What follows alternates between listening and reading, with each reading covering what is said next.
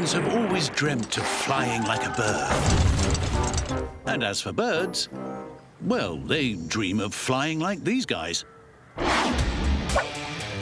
Small yet mighty, hummingbirds are the fighter aces of the bird world. But among all their incredible acrobatic powers, one stands out as unique.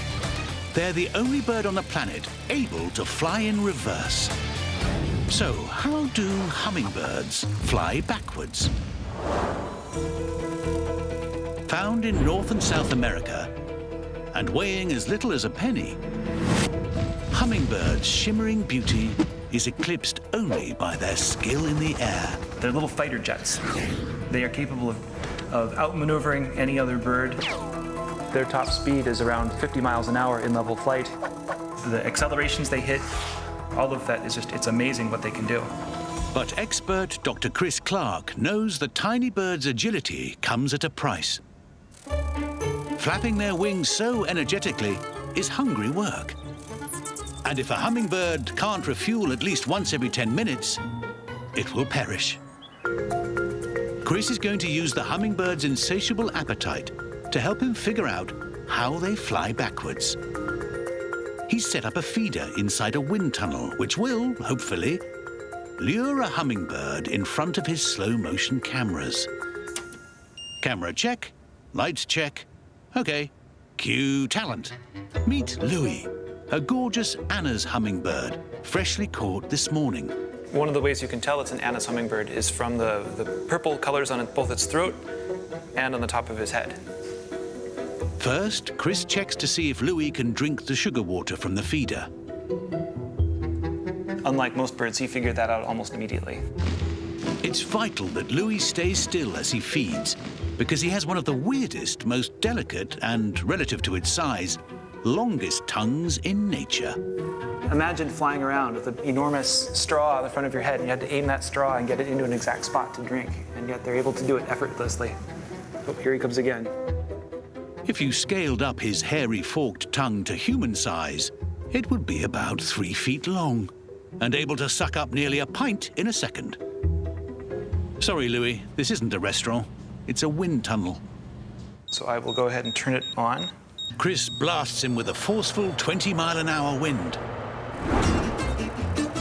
Louis is so light, he's blown to the back of the cage. Okay, he's back, but just as Chris was hoping, the little rocket is running out of fuel.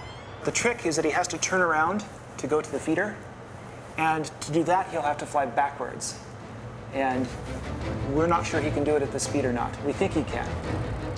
Because of the wind blowing him toward the feeder, Louis will have to fly backwards at 20 miles an hour just to stay still enough to feed on the sugar water.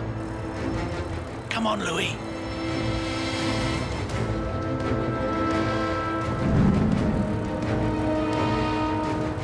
Nearly. Come on. Oh, there we go. Oh, look at that. That is so cool. Incredible. Chris's slow-motion cameras reveal something amazing. Louis isn't only flapping his wings up and down.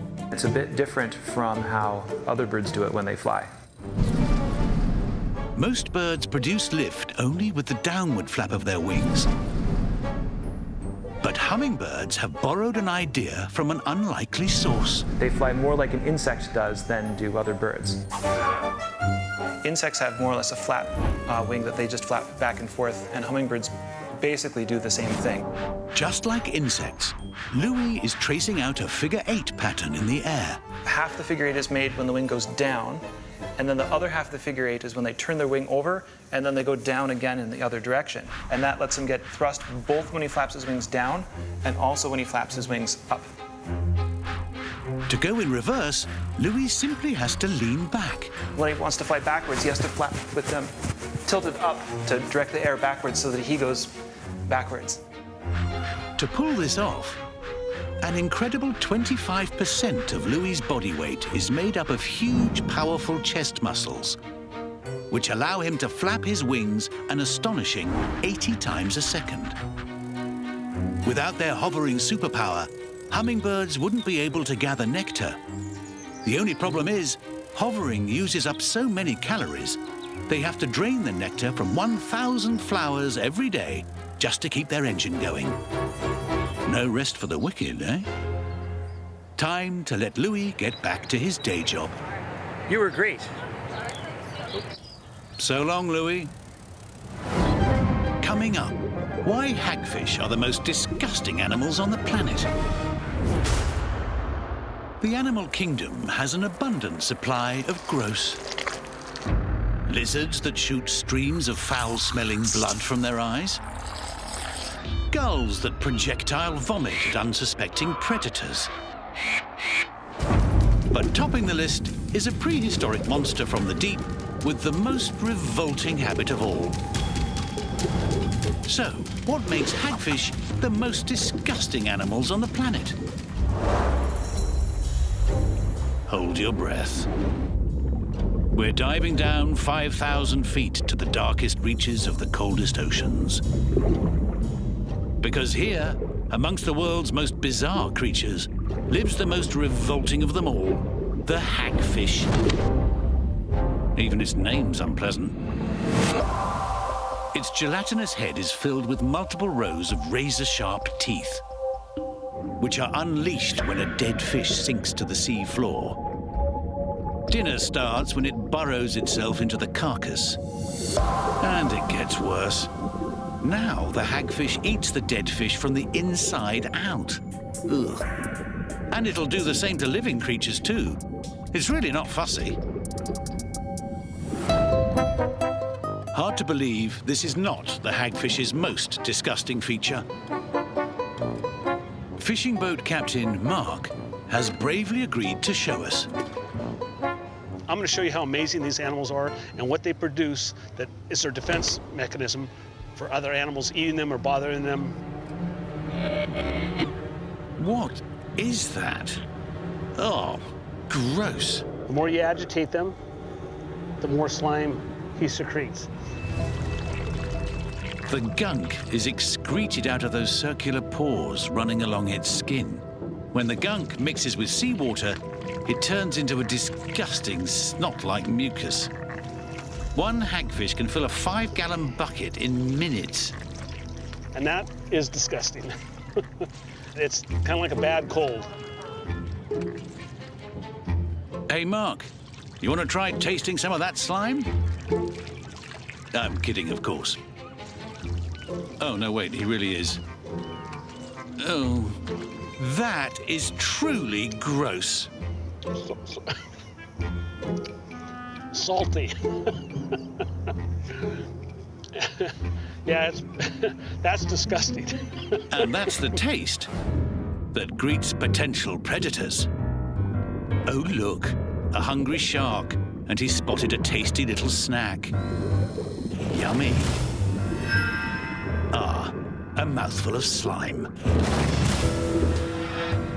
Their gross habits are one of the reasons hagfish have survived for 300 million years. But that might all change if we develop a taste for them. Do you want to give it another go, Captain? The hagfish needn't worry. And it's hard to swallow. And just in case you're thinking about it, do not try this at home.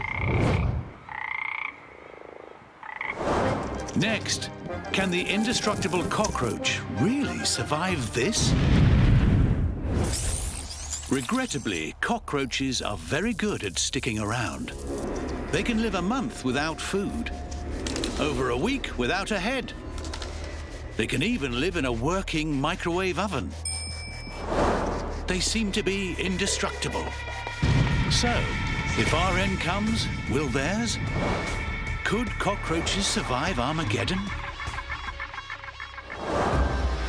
Cockroaches have been scuttling around for more than 300 million years. And they've already survived the closest this planet has come to Armageddon.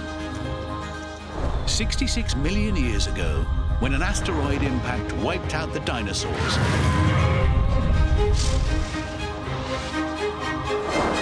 Cockroaches survived without breaking a sweat.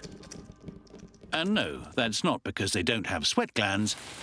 It's because they are built to last. Roaches have a hard shell, able to withstand 900 times their own weight. If humans had one like this, we'd be able to survive a slam dunk from a blue whale. Cockroaches can eat almost anything. Even lethal chemicals, including, believe it or not, some of the insecticides designed to kill them.